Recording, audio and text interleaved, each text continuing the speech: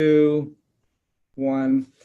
All right. Hello, everyone. This is Dr. Joel Rosen, the Stress Recovery Ninja. Welcome you guys back to another edition of your Adrenal Fix podcast. Today, I have a special guest, Dr. Brant Larsen. He's a chiropractor who focuses on helping chronic condition patients get their lives back, and he uses functional nutrition, cellular healing, cellular detoxification, cranial adjustments, applied kinesiology, and something that he calls NeuroCentric Chiropractic. So, Dr. Larson, thank you so much for being here today. Hey there, and thank you for having me. Absolutely. So I think I've been trying to get you to do this for a while, and I think that the star and the moon collided, and we finally were able to get on the call. So I want to thank you for that. So before I dive right in and ask you your perspective on what you're seeing with your practice, with people that are coming in exhausted and burnt out, and they've tried so many different things, but yet they're still dealing with an exhaustion fatigue problem, and you have a different way of assessing some of these outside the box concerns that are legitimately playing on their energy production. But before I do that, why don't you just tell us a little bit about yourself, just so that we know who you are and why you do what you do. Yeah, no problem. I'm a chiropractor, like you said. I practice in just probably 30 miles north of Minneapolis, St. Paul area. So I'm in Minnesota. It's nice and cold here right now. I've been in practice about 15 years. Originally got into it because I had issues. I had a hamstring pull. I pulled a hamstring in my first track meet in college. Pretty much ended my career. Went on a quest to try to figure out what was going on with me. Realized I had back pain. Realized I had digestive issues. Realized I had just kind of muscle stiffness everywhere. I had chemical sensitivities, things that I wasn't fully aware with. I was a good athlete. I was strong, fast, I could jump, but I kept getting injured all the time. It was like 2 steps forward, 1 step back. And that's what led me to chiropractic. It led me to more so applied kinesiology and some of the muscle testing aspects.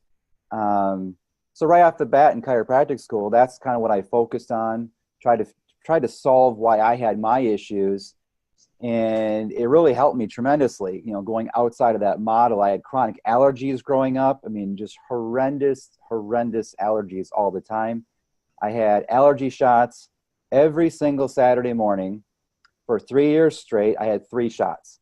So I had 2 shots in one arm, 1 shot in the other, and it would flip the next week. And I have 2 in one and 1 in the other, right? For 3 years straight, that's a lot of shots. That's a lot of shots. And it never really helped. I mean, it took the edge off a little bit. I wasn't quite as reactive.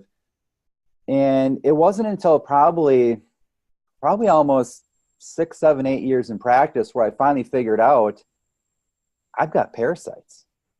So I cleared those out. I saw them. They were there. And literally in that instant, I had no congestion. Everything was gone, and it was just like that. You know, I cleared them, saw them, gross, but I mean, it was instant, just like that. It cleared out my allergies, cleared out my, kind of getting fatigued, because when you have allergies, you have fatigue, and it's adrenal fatigue, and it's the whole stress response. Your body's reacting all the time, and it was a big load off of my system. So that's kind of how I got involved in all of this, and why I kept searching. And why it wasn't, for me, it wasn't just about the adjustments. Like yourself, you're a chiropractor, but you've looked deeper because there was more issues going on. Yeah, well, I have a similar story in that regards, and I think we all do when we are on a mission to help other people that are suffering with a health problem. We probably suffered ourselves the majority of the time, and it takes one to know one, and our goal is to help other people. I had that myself, exhaustion, fatigue. My mom is a public health nurse, and they went into the school systems to immunize the kids. So whatever the kids got, I got all the time. And going to the dentist and not really having a choice, and being put silver fillings in my mouth, always being put on antibiotics when I was sick. Thank God I didn't have allergy issues, but I probably would have had the 2 and 1 on each arm as well. But what I wanted to ask you from what you just described there, Brant, is How did you know on your radar that potentially parasites were there? And because I wanted to talk to you, that was a bit of an agenda today too, because I know you have some good background in that. What made you think that this was parasitic related? It actually wasn't me. I mean, I had been getting worked on for a number of years, and we had done some herbs and things to try to kill things off. And I was definitely getting better. I mean, I had drastically taken the edge off. I was much, much better, but I still had sinus congestion. I still had, every now and then, certain times of the year, there'd be a week or two where I would just, still have those symptoms. My parents own a hobby farm, just 20 acres, 3 cows. That's where we get our organic, grass-fed beef. So I grew up baling hay since I was in like second grade. And just 5 acres wasn't a whole lot. Every single summer, though, I had to drive the tractor. I could not be behind. There's no way I'd be on the ground for 10 minutes straight, sneezing literally for 10 minutes straight and totally exhausted. And so the edge got taken off with some of the things I was doing, but it wasn't until there was a person that I had met who was a rep for one of the nutrition companies that both you and I have used. And he found it on me. And he found a little bit different approach, a little bit higher quantity of dosage of how to kill these things. And it was literally 30 days. And there's a little more to that story, but about 30 days, and I killed them off, high dosage, and the rest is history. But that's kind of how that came into play. He tested me, just another set of eyes, another person looking at me at a different angle, a different way, a different technique. And he said, man, you got parasites. And I said, yeah, I kind of think I do, but I've worked on them for years. But it wasn't until this particular program just unlocked everything for me.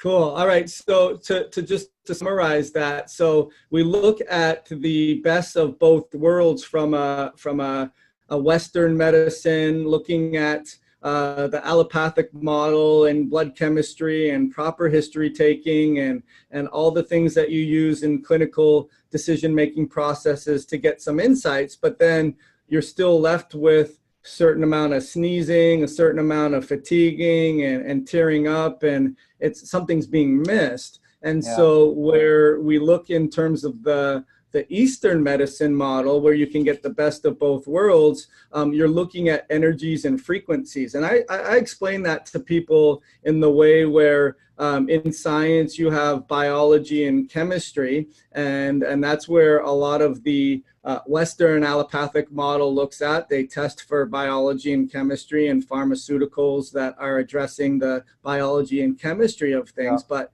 there's another branch of science called physics.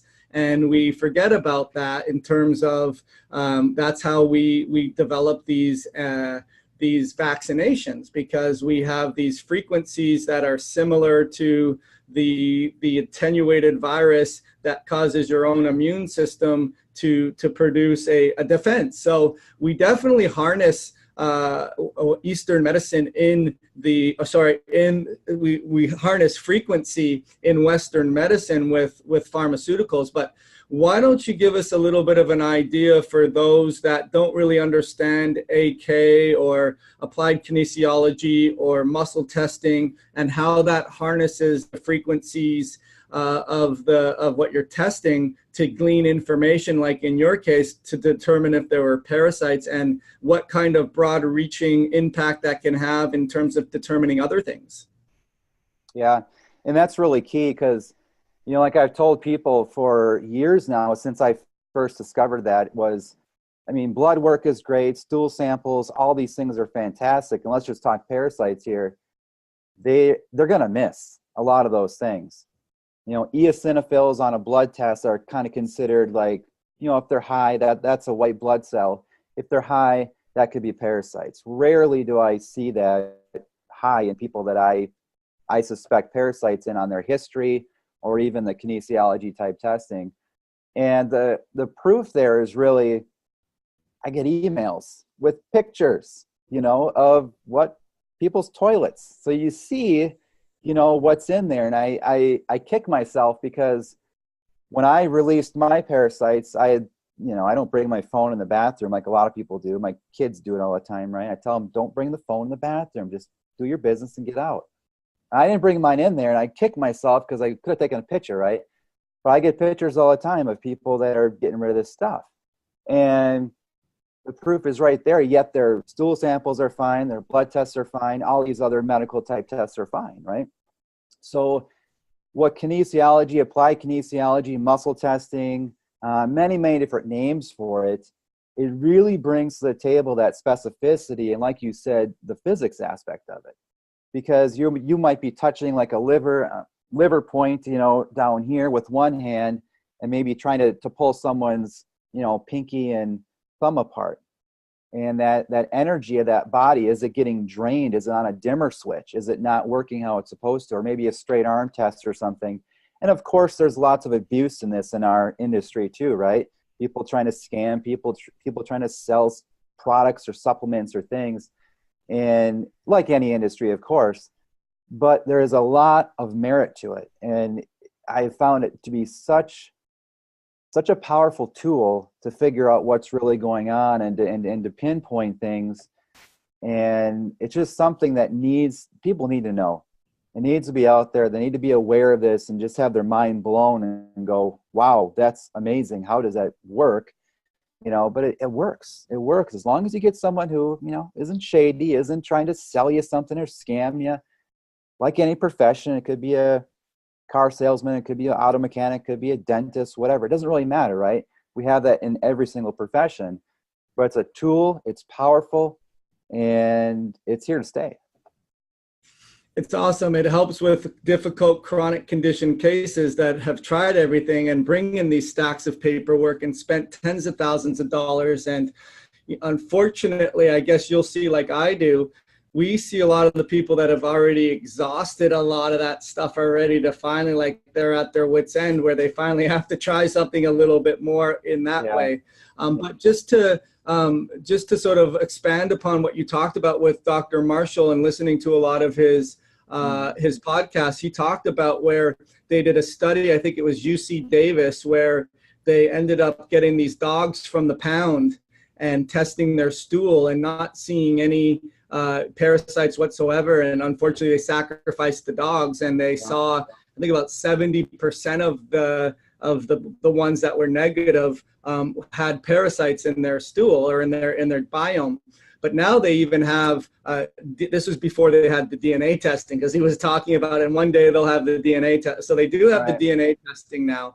But I guess the summary of that point is that just because it's not on an objective medical allopathic blood chemistry test doesn't mean it's not there. And a case in point is that autistic kids versus non-autistic kids, you test their hair samples, and a lot of the non-autistic kids will have higher levels of metals or on their hair, and you would think they'd have lower, but they don't have lower. They're getting it out of the body. And the ones that are autistic aren't able to get it out. So just because it's not necessarily on a Western blood chemistry test or hair sample or stool test doesn't mean that it's not there. And that's where the frequency testing, where people may be skeptical, I would say, well, you weren't skeptical when you took your immunization, you just did it, and that worked on the same principle. So I guess the question would be now, what I'm really excited to talk about with you is how you've been able to add that to your NeuroCentric Chiropractic, as you call it, and what you've seen in terms of, you were discussing with me earlier before we got on the call, some case studies where you see you're able to pull not just parasitic activity, but other energetic interferences. So let's talk about that for those that are dealing with exhaustion, fatigue, and they just are at their wit's end, and they need to know there's other things that you may not have considered. So what would some of those things be? Right. So, and that's been kind of fun for my practice especially probably the last 6 months to a year. I mean, I've seen these things for quite a number of years, but it's really been kind of fun really diving into it. And I like your approach because adrenal fatigue recovery ninja, moving into more of the stress aspect, because it is more of that, right? And it's limiting the stress stressors that are on our body. And I call it neurocentric because when I muscle test, muscle test all the individual muscles of the shoulder or the legs or the lower back and kind of all over the body, whether it's a high school athlete, whether it's a 35-year-old young mom, a 65-year-old male, whatever, it doesn't really matter. But what I'm looking for is, where is that neurological disturbance happening? That's the first thing that I want to find. And it might be parasitic, it might be something else. And one thing that I've really noticed over time was dental issues, orthodontic appliances, even piercings. So a lot of people who have fatigue, exhaustion, and things, they also have chronic pain. Those things kind of tend to go hand in hand. So I'll give you a couple stories. One was a pain case, which she also had fatigue and exhaustion as well. And I muscle tested her, all the muscles in her body, and it was the left side of her body was weak. That was it. So neurologically inhibited, right? So that dimmer switch was on. So when I check the left arm versus the right arm she can hold solid, the left arm she can't, or the left leg or the left lower back or whatever. And this case took me about 5 visits to figure out. And one day I'm looking, and she had left-sided pain for 10 years. Okay, I'll back that up a little bit. She had chronic left-sided pain for around 10 years, seen multiple chiropractors, multiple doctors. Her daughter worked for a chiropractor.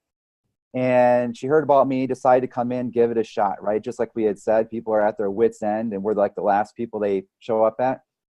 So left-sided pain, I couldn't quite figure it out for about 5-6 visits. And one day I'm at the foot of the table, and I'm looking up at her, and I look at her again. I'm looking on the right and the left, and I realize she has earrings in the left side and no earrings in the right side. Okay. And I asked her, I said, do you always wear earrings in just your left side? She's like, yeah, always. Maybe rarely do I put some in for a special occasion on my right. All right. I said, take those out. She had 3 of them just right down here. So she takes them out, and I go back and I do all my neurological muscle testing. Everything was rock solid on her left side. So that was a Thursday night. She came back in on the following Monday, and I was super excited to see her. I met her at the door. I said, okay, what happened? And I said, I gotta know. And she was kind of like, really? You're that excited? I'm like, yes, I'm that excited. I want to know what the heck happened. All smiles. She said, I woke up the next morning. I had no pain. Not one pain. Not nothing. Gone. And that was 6 months ago. And that pain is still gone. So somewhere, what I call a neurocentric dysfunction, something interfering with that neurological system, the earrings were doing that. The metal, the piercing, the something. I can't pinpoint it. I don't know for sure. All I know is that when she took these out, everything went strong and her pain went away. From that, her fatigue is gone. The exhaustion is gone, because obviously you're out of pain. And when people are in pain, they're fatigued, they're exhausted, they get so tired from the pain they can't sleep, right? So that's one case. Another one came in, another piercing one, and she had 7 years of chronic fatigue. She didn't really have pain. It was brain fog. It was fatigue. She was diagnosed by multiple practitioners with adrenal fatigue, and she wasn't getting anywhere with supplements and things like that. So I took a look at her, and with our reflex testing, right, we use the different reflexes, like I said, the liver or the large intestine or the thyroid or whatever it might be. Well, one of my, I guess, markers on the body, you could say, my reference points of knowing where to touch on that person is the belly button. So I found her belly button, and I was going to go off to the side of it to look for the large intestine reflex. Well, in her belly button was a belly button piercing. I said, okay, let's take that out. All of her findings changed. Everything changed. She had food reactivity, changed. She had adrenal weakness in the body, changed. She had muscle weakness, changed. And I actually have this on video of that day, and I have her coming back on video 7 days later. Her mom was there with her. She was about 35 years old. They were so excited. They came back. And the mom said she was a different kid on the way home. Completely different. Brain fog was gone. Her depression, I didn't mention that, her depression lifted. I mean, she was a different person, and she continued to be a different person for the next week. That was probably a year ago now. And just from moving that belly button piercing, which was disrupting her somehow neurologically, all those things changed. So that's where I kind of came up with that term, neurocentric. So I'm trying to see what's interfering with the nervous system, you know. And sometimes it can be a piercing. Sometimes it can be a dental retainer. I've got a number of cases of those where they have that wire that's on the bottom or a plastic one on top. I can talk more about a few of those too, but that's been a lot of fun last 6 months or so. Really interesting, you know, and if I'm listening to it as sort of a bit of a doubting Thomas, and I'm thinking, okay, it kind of sounds hocus pocus to me. I mean, even from my own perspective, where I'm from a traditional family and my mom is a public health nurse and my sister is a family practice doctor. And I was always the black sheep member of the holistic family, so to speak. And even for me, I get that feeling of, well, you know, it kind of sounds like what's going on there. But to come back to the frequency and the way that I've now use that as, like you've mentioned, a tool, because we've tried everything else. And unfortunately, by the time they've come to us thousands of dollars later and frustration and 7 years and loss of quality of life, we're open-minded for that stuff. But to give the listener a bit of an explanation, at least from my point of view, and maybe you could agree or add to it, is the fact that, again, we're talking about frequencies and we're talking about energy production of the body. And, you know, Dr. Mike Johnson always, I remember talking about, like, you have, you know, a living person and then God forbid they get struck by lightning, they're on the ground and they're dead right in front of you. What's changed is the life force, right, through the body. And there's a vital life force through the body, and that's energy producing. And when you look at qi in Oriental or Asian medicine or Eastern medicine, you have the flowing of energy through the body, and it goes into and out of the hands. And a lot of the times when you have what's called interference fields, or you have traumas, scar tissues, electrical devices, EMFs now with cell phones, pathogens from the foods that we eat, they reflexively sedate the flowing of energy through the body, right? I mean, the example I use all the time is you run over an extension cord and with a lawnmower, but you want to use it again, so you tape a black electrical tape around it, but it just doesn't quite always hit. So sometimes it goes out, sometimes it doesn't. And that's the analogy I use to people, is think of your scar tissues or electrical devices or tattoos or EMFs or even you know, emotional scar tissues. They can reflexively sedate a thyroid, which is necessary for oxygen uptake into the cell. It could reflexively sedate adrenals, which is helpful for dealing with stress and being able to mount a stress response. Your digestive processes, so now you're not secreting enough acid and the food ferments and it creates a whole host of immune challenges. So I think that helps the listener get a little bit of, okay, yeah, I mean, just because I don't see a sound wave coming out of the wall doesn't mean I can't have music being produced out of thin air. Now it makes a little more sense, right? So would you agree with that or add anything on to that at all? Yeah, I would agree with that. And, you know, I think some things we can kind of rationalize in our minds. I think some things we just don't have science yet to kind of fully grasp all of it. I think a lot of it's going to come down to frequency. Even when I tell patients about, you know, I use little vials in my office sometimes to figure out different frequencies. And one of my standard analogies is when you go get an EKG done, do they stick a probe in your heart, you know, to measure your heart? No, they stick a sticker on you. What are they measuring? They're measuring the electrical activity turning into magnetic activity coming off. That's basic physics right there. Basic physics. Anytime you have electricity, you have a magnetic field. So same with an EKG, right? I mean, they don't stick the probe in there. They could probably measure that way out here somewhere. But why would you? Just put the sticker on the chest, right? Same thing with MRI. MRI is magnetic resonance imaging. It's imaging or recording the magnetic activity coming off this electrical being that we are. So I think some things can be explained by nerves. So I've seen patients who have had belly button piercings and they have chronic low back pain. Well, that kind of makes sense, because if you think about it, think about if you have a tack in your shoe or in your foot, like a little thing irritating it, or like a little pebble in your shoe. Your foot always wants to reflexively pull away. That's just hardwired neurology. Well, now think about putting that tack or that pebble permanently in your skin. Your body wants to pull away from that. So it wants to contract your abs and turn off your low back. So what are you going to get? You're going to get low back pain from that. So things like that, I think you can kind of explain more with, standard neurology. For the rest of it, yeah, I think there's so much more communication. You had touched on interference fields. My goodness. I find those things all the time. The scar tissue. My own son, the first person I ever found an interference field on, he had a lazy right eye. And I get calls from around the world on this because I have a video on YouTube about it. And he had a lazy right eye. So he'd watch TV like this.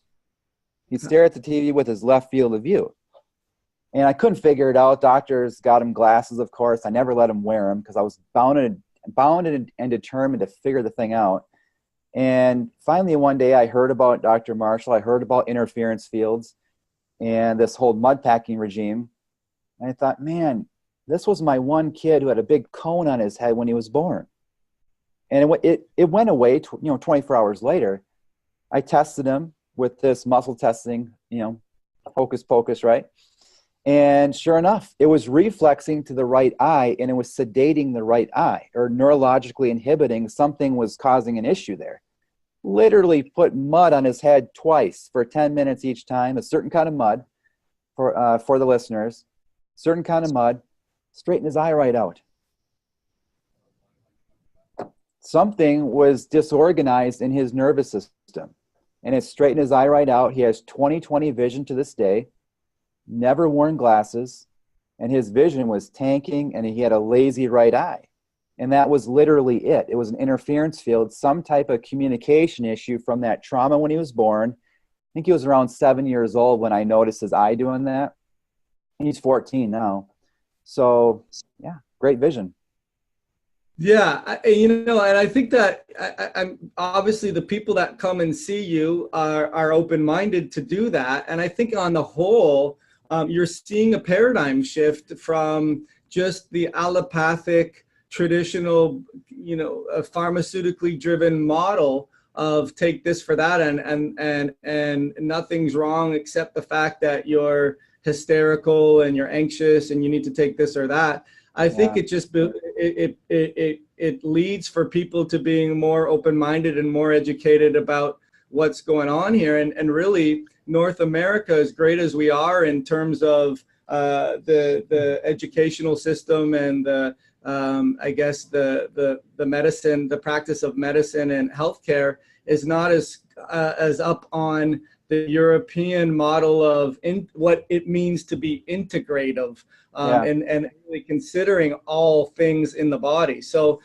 as far as for you though, what other clinical, so we've to summarize, we've looked at interference fields, we've looked at parasites or talked about parasites, we're looking at a neurocentric, so what may be going on in the body that's impacting the nervous system to cause fatigue and illness and lack of function. What other clinical nuggets could you give our listeners that you've seen that come up, once or twice or even more than that, and it's a hidden epidemic that people don't really know about that they really got to consider? What else have you seen?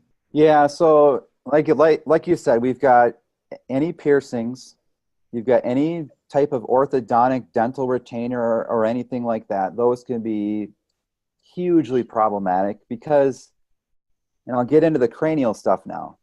That's one area where I love it. I love the cranial stuff. I've had the weirdest, wildest things happen from people from adjusting the bones of the skull. And I should have brought my little cranial model. It's in the other room, but these 22 bones, they move. They move. And if they're stuck, I got people that their eyes are like this, they're twisted, distorted, they had a head injury, they had a car accident, they had a birth trauma, they had forceps delivery, they had vacuum extraction, suctions, things like that. And the longer I go in practice, the more I realize the farther up you get here, the more impact it has to the whole body. So cranial stuff, man, if you have a past head injury, if you have even like a whiplash, or you had a difficult birth, you had a C-section birth even, you want to get to someone that can, evaluate this, right? And make sure that you're okay. I've seen some of the craziest things happen. I had one guy who literally, he had chronic pain, chronic fatigue. He couldn't sleep for more than 3 hours a night for 10 years. And he had fractured his skull 10 years prior. That's when it started. Fractured his skull. He was in a car accident. He was going 80 miles an hour. He hit some black ice, hit a tree, bounced off the tree and nailed a house, and he fractured his skull in multiple places. Since that point, every single joint in his body was pain, fatigue, couldn't sleep, nothing. And he was about 35 years old, so 10 years before he was about 25. The guy looked like he was 150. I mean, he just looked horrible. As you would imagine, right? You can't sleep, you're in pain. Literally, I adjusted the bones of the skull, freed them up. I saw him 1 week later. I didn't even recognize the guy. So he tells me this story. He says, I finally figured out who he was. And I said, okay, what happened since last time? He said, well, when I left here, I couldn't make it home because it was about an hour and a half drive for him to get home. He said, so I called my friend who referred me in, and she lived about 45 minutes away. So he said, I asked if I could crash on her couch. And she said, yeah, that's fine. So I get to her house. I go sleep on her couch. I wake up and I go find her and I say, what day is it? And she says, it's Thursday. And he says, what day did I get here? And she said, Monday. The guy literally slept from Monday to Thursday and he never woke up. Never. He didn't go to the bathroom. He didn't eat. He never woke up. I said, well, what the heck's happened since that point? Because you look totally different. He said, I can sleep 7-8 hours a night now. Whereas before, if he slept more than 3, his body, he would get sick, like literally sick, nauseous. He'd just feel sick. 7-8 hours a night. I have amazing energy. And he said, every single pain in my body is gone. Every single one of it. That was the second last time I saw the guy. That was it. I mean, that's rare. That's not going to happen to everyone that comes and gets a cranial adjustment. I have not seen that since. That was literally, I think, 13 years ago. Never seen it since. Probably won't ever see it again. But I can only imagine that his bones were so stuck, his nervous system was so under tension and torque that his body just said, okay, this guy is going to help me free this up. He freed it up, me. And we got to just shut down, heal, and repair. And this guy's not waking up for this process. Kind of like a caterpillar, becoming a butterfly or something. It's the only thing I can rationalize in my head. But since that point, I've been really big into cranial adjusting. I'm actually freeing those bones up. I have multiple different ways that I do it. And I just see some, fun stuff with it. But that was by far the strangest one I've ever seen.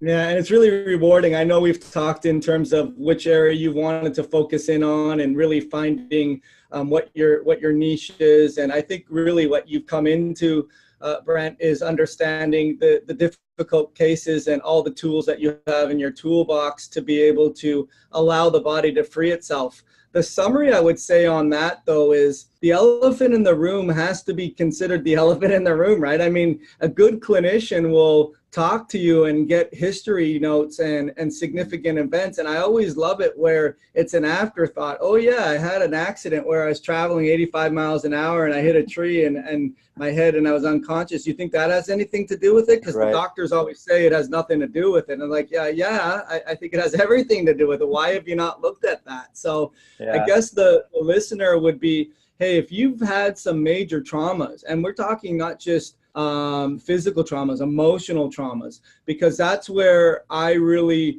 get into the stress response of of how your brain is plasticized on these traumas, not just physically, but also in terms of the chemicals that they release, the synapses that they create, and the corresponding action in the body that over time becomes habituated and almost addicted to the over-sympathetic driven system, and you have a supply and demand problem, all because of the significant elephants in the room. So the listeners have to understand from what you've just said there is, if you've had some major traumas, or you have had physical concerns or surgeries or emotional stuff or even apparatus and other things that you've had, and you're dealing with a chronic issue, then it behooves you to continue that open-mindedness of, at the end of the day, getting your health back, right? Because that's what we're talking about, is we don't really care how the plane flies.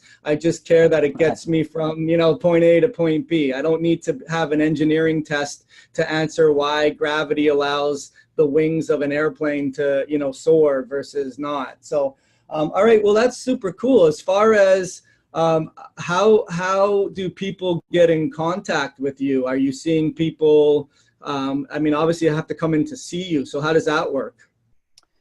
Yeah, most people come to see me. Get in contact with me is easiest through my website, drlarsen.com. That's DRLARSEN.com. So it's Larsen with an E. I know I mentioned that before to you earlier. Most of it's old, but yeah. I'm Danish. I'm Danish, not Swedish, right? I'm Danish. Right. So it's an EN. But yeah, my website has that. Obviously, it's, the way I work anyways, I'm looking for those certain things. So I'm looking for the cranial stuff, the dental things, whatever. So I got to have that exam, one-on-one. And people come from all over. I'm getting more and more people from distances and things that are calling up, and they find videos and whatnot. Is how that works. One thing I did want to mention earlier was, one of the things that I try to help new patients coming in on, or people that call me on the phone to understand is, like, for me, I'm not anti-medical whatsoever, right? And you're probably not as well, but it's not that that's wrong. And we as the consumer, I really do believe, need to start to understand and not force them to do a job that's not really their job. So that whole system was set up for acute crisis care. That's what it's for, right? And if we understand that is what that is for, now we can make better choices. Where we go wrong as consumers is we try to pigeonhole them into all healthcare, right? That's why this whole medical model. So we're very confused, health insurance and things, right? So I try to help people understand, no, that's for acute crisis care. That's what that's for. And if you don't have that, then you've got to go to other branches of healthcare, right? And it's kind of similar to like car insurance, right? People always call up and ask, do you take my insurance? Well, it's not whether I take your insurance, it's whether it fits in that model. So if we go from a car insurance perspective, what does car insurance pay for? It pays for catastrophic stuff, accidents, if you harm someone or if they harm you or whatever, right? That's what car insurance pays for. Now, granted, I know that our health insurance costs are way up here and they should be down here farther, and car insurance is lower, but it's the same model, right? Whereas your health insurance pays for those catastrophic type things. But car insurance, I know you're not doing it, I'm not doing it. I'm not trying to buy my gas or have my car insurance pay for my gas or my car washes or my air filter or my oil changes or my new brakes or my new tires, right? I'm not trying to pay for or get them to pay for the health and maintenance of my car, right? And we have to understand that that's the same thing with health insurance. It's not designed to pay for your health and maintenance of your body, which is what we are dealing with, right? We're not dealing with catastrophic things like a car accident and someone got injured or end-stage cancer or something. So I think once people start to understand that, like, oh, yeah, that does make sense. Yes, I believe you're paying too much for health insurance, right? Based off of what you're getting. Yeah, I do believe there's something wrong there. But let's stop trying to pigeonhole that system into being entitled to pay for everything, because it wasn't designed for that. It doesn't pay for your public health, such as toilet paper, your organic food or food in general, or your water bill or anything like that, right? That's still health related. So if you want health, if you want to maintain your body and heal from a chronic condition, that's all on your own, right? That's a whole different story in my opinion, anyways. It brings a really good point, and we could probably have a whole part two in terms of. I know, a can of worms I brought up there. I know. I know it's great. It's great. I like just to add to it though, in terms of, I just think the definition of healthcare is wrongly suited. It's not considered. It should be considered sickness care. And then I think other paradigm shift that you're seeing with third parties are going towards healthcare, in terms of having people be healthier and paying them to be healthier and saving money all around, right? I mean, you can see if the third parties are starting to get the idea of outcome assessments and will prove to me that we can anoint you with 5 visits, and after 5 visits you can show that that person's getting better, and we'll control how much money we're giving you, the doctor, but we won't really control how much surgery and other things that we're doing. But now at some point a critical mass comes out where, wait a minute, we actually get them healthier, we save money. What an idea.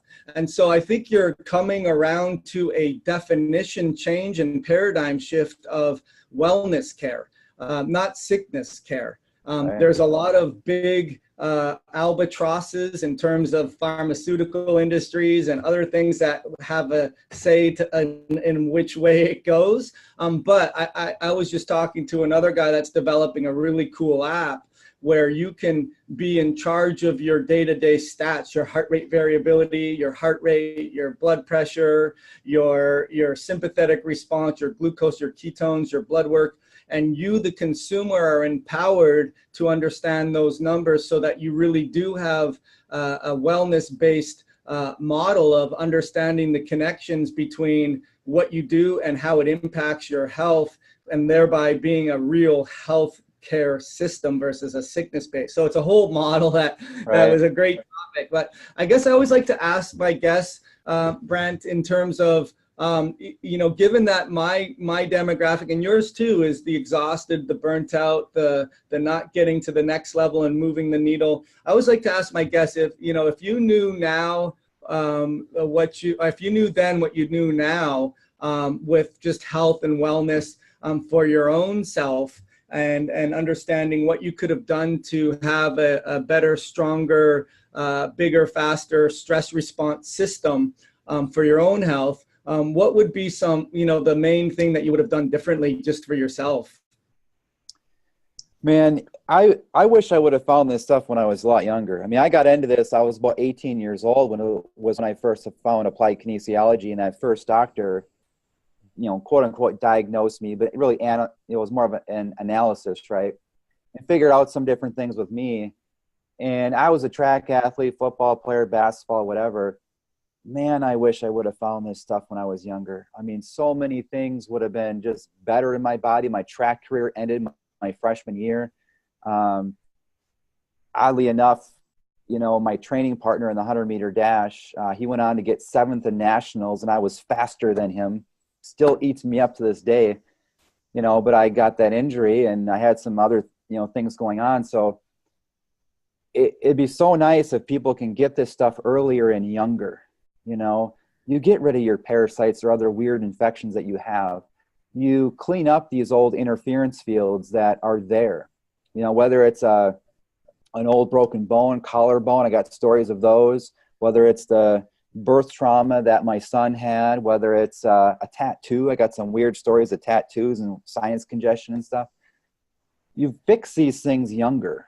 You fix the cranium so it's not under so much doggone stress. I mean, 80% of your nervous system is up in here, and this thing has to flex and move and do its thing. So it's so much fun for me when I get a young kid in, or like an athlete or something who is 14 years old, and I get to see all these imbalances that they had no idea that they had, an accident waiting to happen.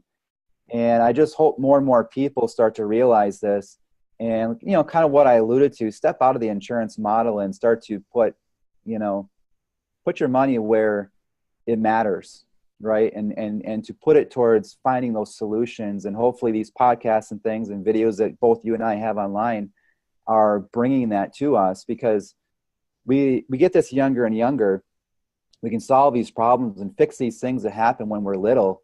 I mean, life is so much better. It's so much grander. It's so much easier. I mean, me not having my chemical sensitivities anymore, that's fantastic. I still cannot stand being around someone who wears too much perfume, or their deodorant is like, you can smell it 20 feet away, or cigarette smoke, whatnot. I still can't stand the fabric softeners and things. Hey, people, stop using those things, right? Oh, it's obnoxious, but I can handle it. My body doesn't crash anymore. And had I known these things when I was 8, 9, 10 years old, I would have never gone through that process. So hopefully these things that we're doing, I mean, it's probably going to reach the parents first, because the parents probably have adrenal fatigue and pain and different things. But hopefully that's trickling down into their kids, because these generations coming up with our poor food supply, it's only getting worse all the time. And, 5G and Wi-Fi and things, and these cell phones that we're always by our side all the time, it's only going to get harder and more impactful and more dangerous to our stress response system. Hope I answered that question. No, it's great. I agree 100%. I think that basically you're talking about the preventative model, but it's not as sexy and it's not as motivating when the burning building's already burning, right? Versus, I don't want it to burn. But I would use the analogy of LeBron James. I mean, he realizes that his stock really right now is his ability to play a sport at the highest level. And you look at guys in his class that are already retired, right? And he's still thriving, and he's got a whole team around him that, he spends, I don't know the exact number, but upwards to $1 million a year on, not to say people need to spend $1 million, but it's really an investment, right? I mean, you're looking at it as when we talk to people that decide to do a program with you or myself, they're decisive in the sense, well, I know it's actually more expensive to not fix this, right? Because I can't put a value on not being able to get out of my house. I can't put a value on not being able to earn an income. I can't put a value on being at my grandchild's wedding. I can't put a value on being able to be in my retirement years and being able to not have to worry that there's a public bathroom 2 feet from where I am, and being able to get on a plane. I mean, what is that costing you, right? I mean, that's costing you a lot more than the ability to be proactive, and it comes down to cost benefit ratio. And a lot of people don't see that. They're not decisive. They haven't reached rock bottom yet to realize that they don't have, and start when you have a choice. I think when you have the summary of, I wish I would have started earlier, that gives you more of a head start to have a higher quality of life throughout the entire lifespan. So I think that was a great point. So anyways, once again, just repeat to our listeners where they get in contact with you. Yeah, drlarsen.com, DRLARSEN.com. Good. Awesome. And so I want to thank you so much for being on the call today. I think this went really well. And I know that this helps someone, then we've done a good job nonetheless. And I hope you have a good rest of your day and a great, prosperous year ahead, helping and having some real cool stories with the guy that you had, so that you can share with that with us as well. So thank you so much for being here today. Thank you for having me, and it's always a pleasure. And for those of you watching this, listen to this guy. He knows what he's talking about. I've known him for a number of years now, and he's doing some great stuff. And listen. Thank you. Thank you. All right. We'll talk to you soon, my friend. All right. We'll see you later. Take care.